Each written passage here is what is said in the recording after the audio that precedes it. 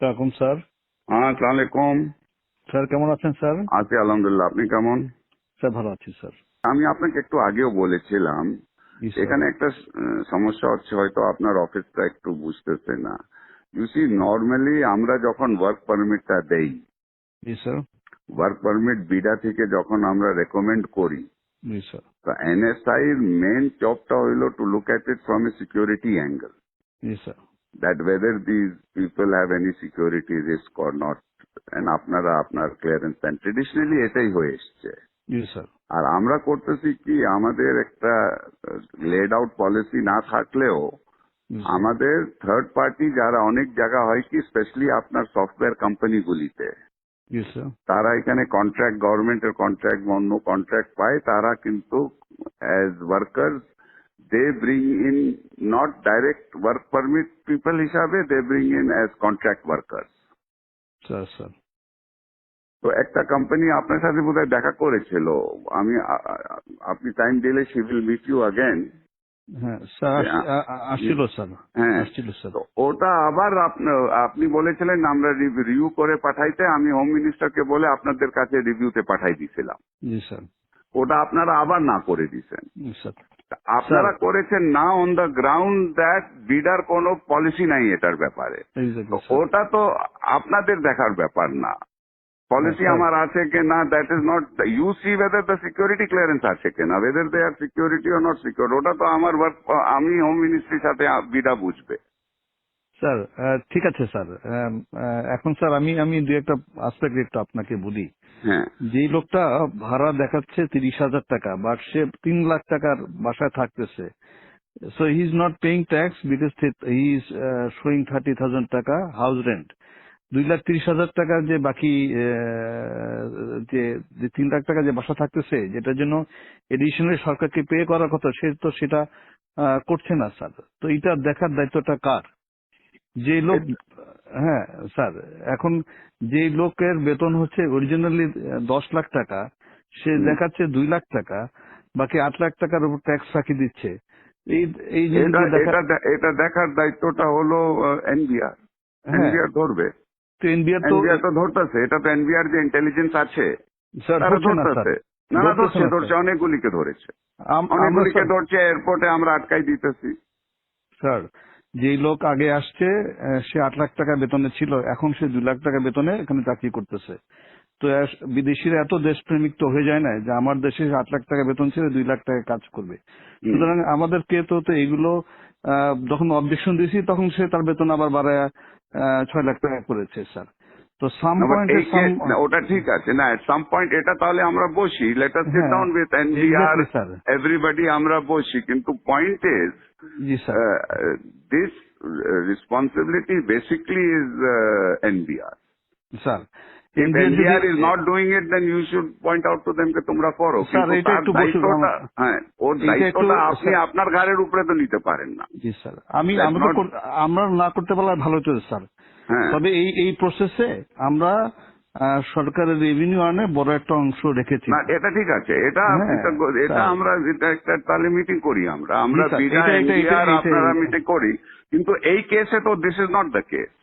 মানে এই কেসে স্যার, একটা হুম, একটা কোম্পানি যখন একটা লোক আনে, হুম, তখন তার একটা বেতন ধরে যে তার এত টাকা বেতন, এত টাকা ধরে করবে, হ্যাঁ। সেই হিসাবে যদি আবার থার্ড পার্টিকে দিয়ে দেয়, তাহলে এটাকে বিডিআই একটা পলিসিতে আমাদের দিয়ে দিক যে না, ইচ্ছা করলে সে, আমি দুই না হাজার এটা টাকা তো আমরা we have been giving this for a long time. হ্যাঁ আমি আপনি তো আমাকে সিকিউরিটি ক্লিয়ারেন্স দিবেন জুবের। হ্যাঁ স্যার।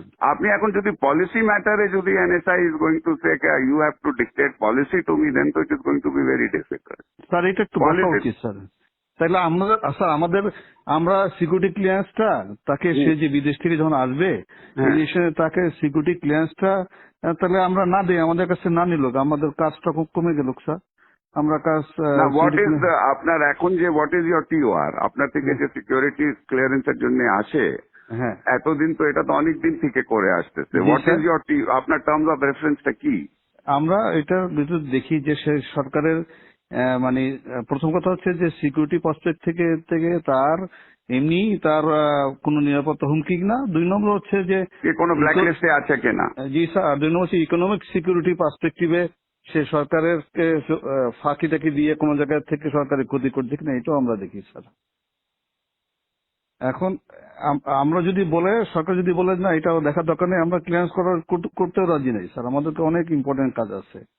কিন্তু যখন একটা লোক ফাঁকি দিয়ে যার বেতন 10 লাখ টাকা, সে 2 লাখ টাকা বেতন দেখায় বিদায়ের সাথে হাত মিলায়া সে যখন সরকারকে ফাঁকি দিচ্ছে, তখন কেউ না কেউ তো দায়িত্বটা নিতে হবে স্যার।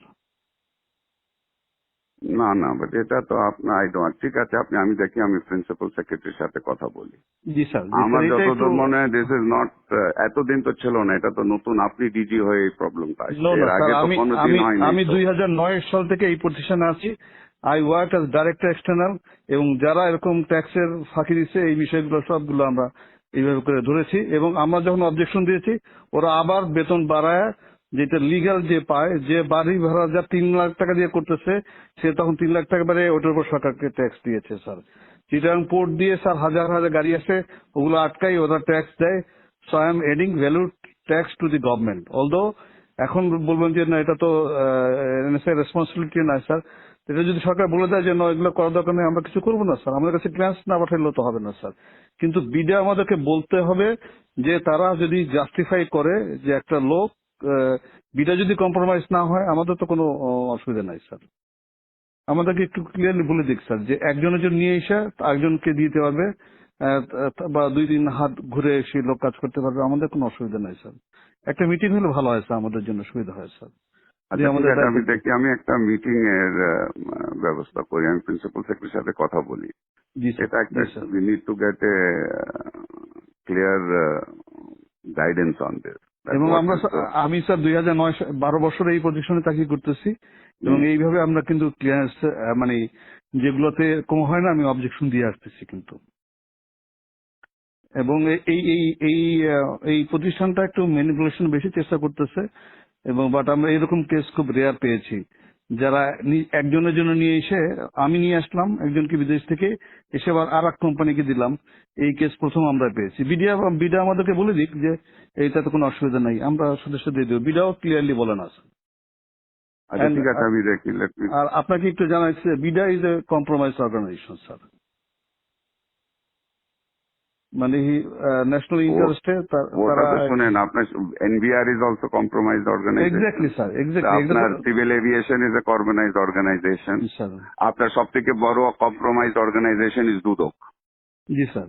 আচ্ছা, আর আপনার অর্গানাইজেশনও কম্প্রোমাইজ আছে স্যার? এখানে তো আমার বাঙালিরাই আছে স্যার। আপনারও কম্প্রোমাইজ আছে। আপনার লোক যখন নিচে যায় ক্লিয়ারেন্সের জন্য, ব্যাংকের যে ডাইরেক্টরের জন্য আপনার থেকে ক্লিয়ারেন্স নেয়, আপনি যে জুনিয়র অফিসারকে আপনার গ্রামে গঞ্জে পাঠান আমার সম্বন্ধে খোঁজ নিতে, তো সেও কম্প্রোমাইজ আছে ওখানে।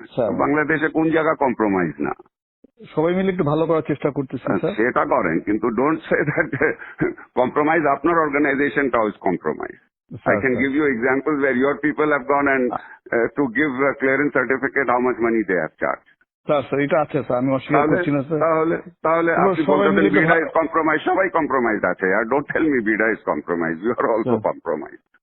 Sir you want examples, I can give you example. Sir আমাদের টিআর থেকে এটা বের করতে দিলে আমরা উই আর হ্যাপি, আমরা ক্লিয়ারেন্স ঠিক আছে, আমি let me talk to principal secretary. I'll have a meeting to find out exactly where we are. এটা তো we have to understand it. Okay. Yes, sir. Sir, thank you, sir. Assalamu alaikum, sir.